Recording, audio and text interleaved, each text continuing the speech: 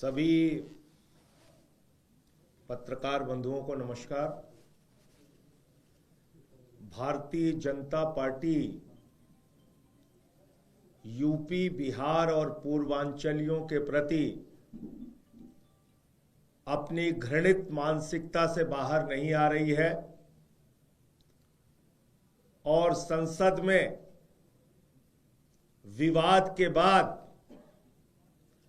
पूर्वांचलियों को दिल्ली में बर्बाद करने की एक नई योजना भारतीय जनता पार्टी लेके आई है। पूर्वांचलियों के बच्चों को प्रताड़ित करने की योजना लेके आई है। उनका घर, उनके दुकान उजाड़ने की योजना लेके आई है। उनके घरों पर बुलडोजर चलाने की योजना लेके आई है। मैं भाजपाइयों को सावधान करना चाहता हूं, ऐसी हरकत मत करो, वरना सीधी लड़ाई के लिए हम लोग मैदान में उतरेंगे और उसका अंजाम बहुत बुरा होगा, ये मैं बता दे रहा हूं। हमारे यूपी, बिहार के लोगों को बांग्लादेशी कह कह के अपमानित करना बंद करो। उनको उजाड़ने की कार्रवाई, उनके बच्चों को अपमानित करने की कार्रवाई, उनके ऊपर बुलडोजर चलाने की कार्रवाई अगर तुमने करने की कोशिश की तो इसका अंजाम बहुत बुरा होगा भाजपाइयों।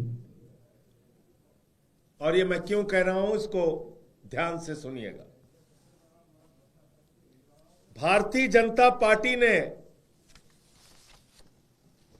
आप जानते हैं, एलजी के अधीन सारे अधिकारी हैं,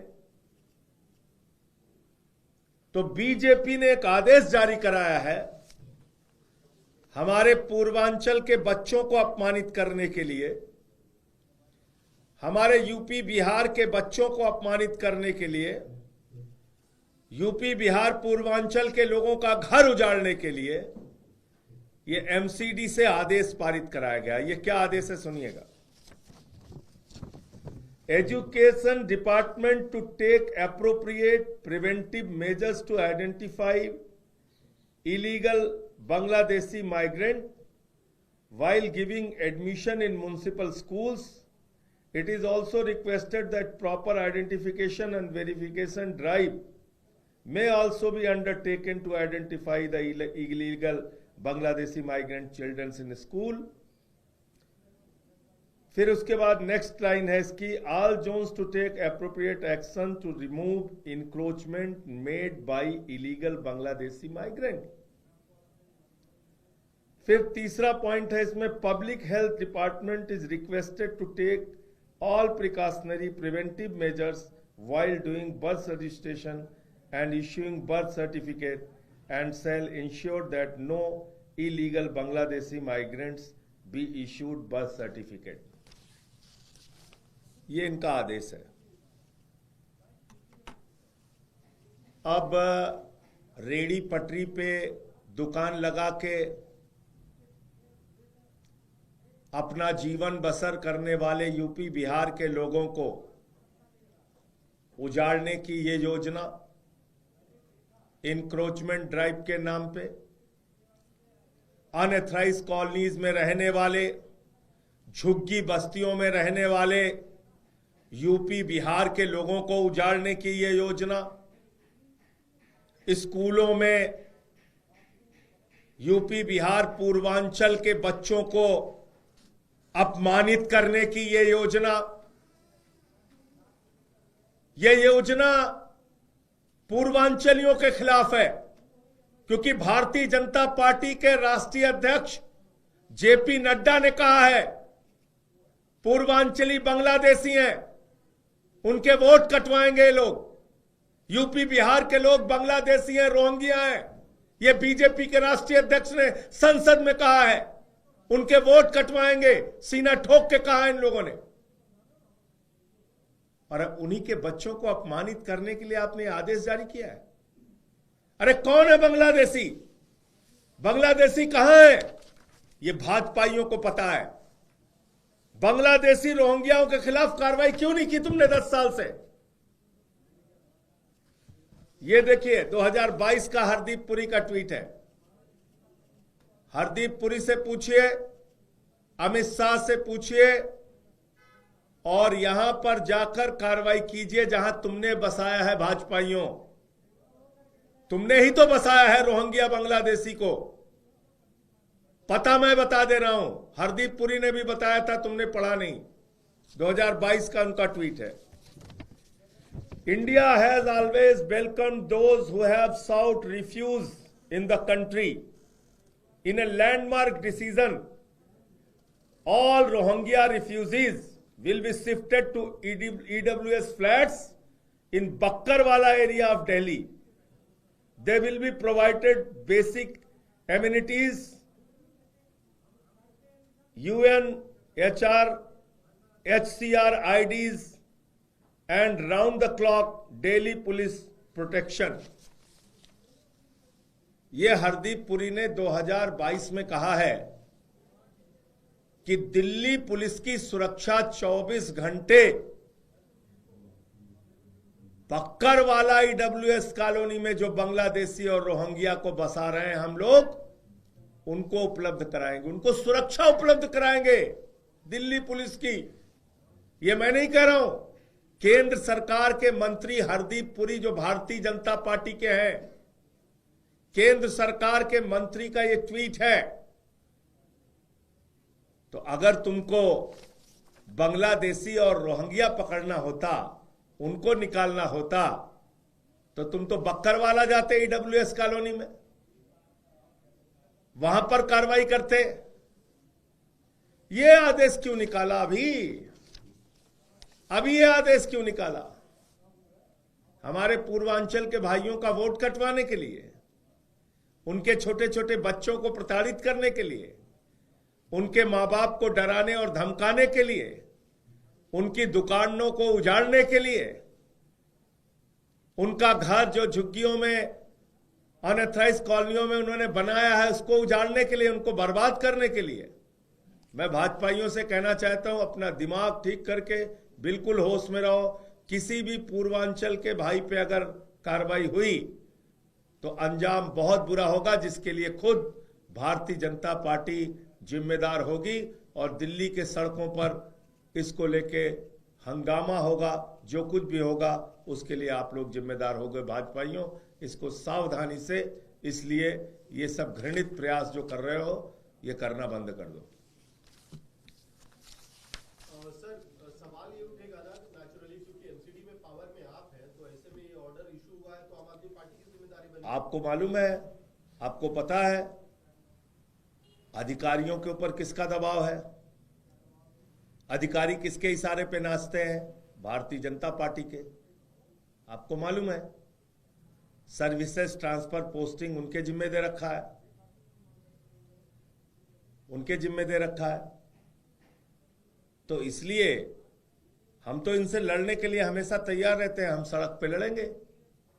आज बताइए, रेडी पे सबसे ज्यादा दुकानें किसकी हैं? हमारे यूपी बिहार के भाइयों की।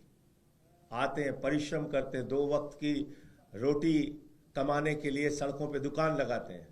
इनक्रोचमेंट के नाम पे भाजपा उनको उजाड़ने जा रहे हैं। झुग्गियों में जेजे और अनऑथराइज्ड कॉलोनीज में कौन रहते हैं? ज्यादातर हमारे यूपी के, बिहार के लोग रहते हैं, पूर्वांचल के लोग रहते हैं। श्रम करते हैं, परिश्रम करते हैं, मेहनत करते हैं, अपना गुजारा करते हैं, अपने बच्चों का गुजारा करते हैं। जो उनके घर वाले यूपी बिहार में हैं उनकी भी मदद करते हैं। तो आपने उनको उजाड़ने की योजना, उनके ऊपर बुलडोजर चलाने की योजना बना ली है। और हमेशा ये ठंडियों में करते हैं,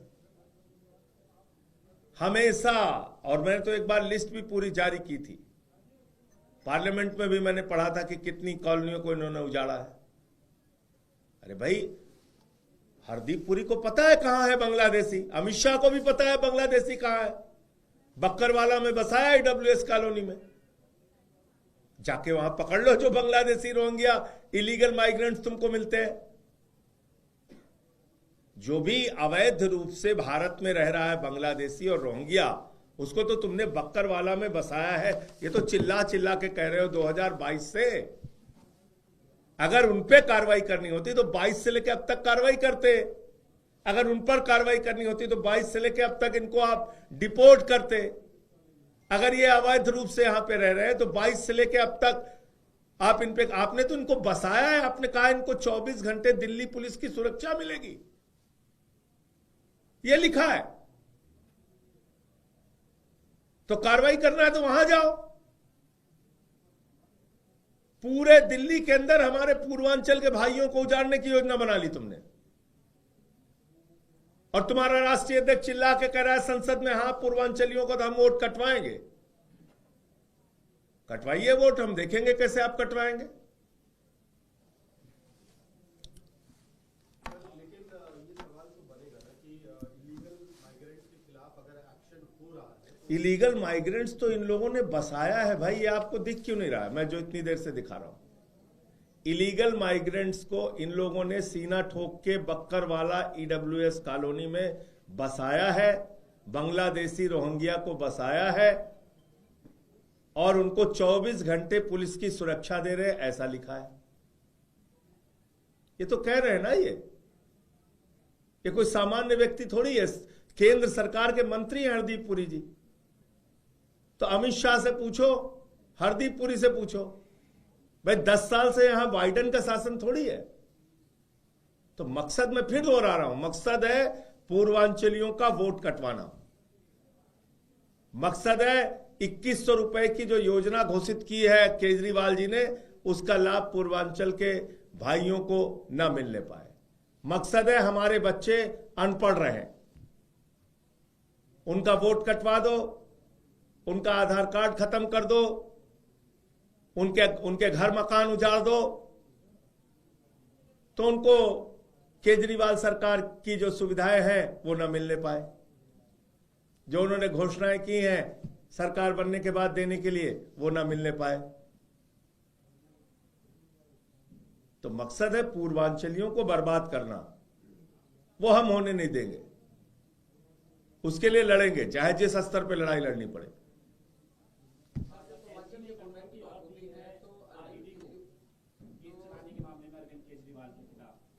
जी, मैं अभी जस्ट आपके सामने प्रेस कॉन्फ्रेंस में आया, मुझे जानकारी नहीं किस बारे में बात। सर, अरविंद केजरीवाल जी का एक बयान है जिसका भाजपा के अध्यक्ष हैं वीरेंद्र सचदेवा, उन्होंने जिक्र किया कि 30 सितंबर 2019 का एक बयान है जब अरविंद केजरीवाल, अरे जो ये करने जा रहे हैं बांग्लादेशी कह के, रोहिंग्या कह के, वो तो पूरे देश ने सुना। इनके राष्ट्रीय अध्यक्ष ने कहा, संसद में कहा, उस पर बात कीजिए ना। पूर्वांचली को तो मंच पे मारा है मां की गाली देके इनके एक सांसद ने, रमेश भिदोड़ी ने। देखा नहीं आप लोगों ने? मां की गाली देके स्टेज पे थप्पड़ पे मारा है इनके एक सांसद ने। हमारे पूर्वांचली बीजेपी का एक नेता था, उसको छठ का घाट तुड़वा दिया सौरभ भारद्वाज के इलाके में। धन्यवाद।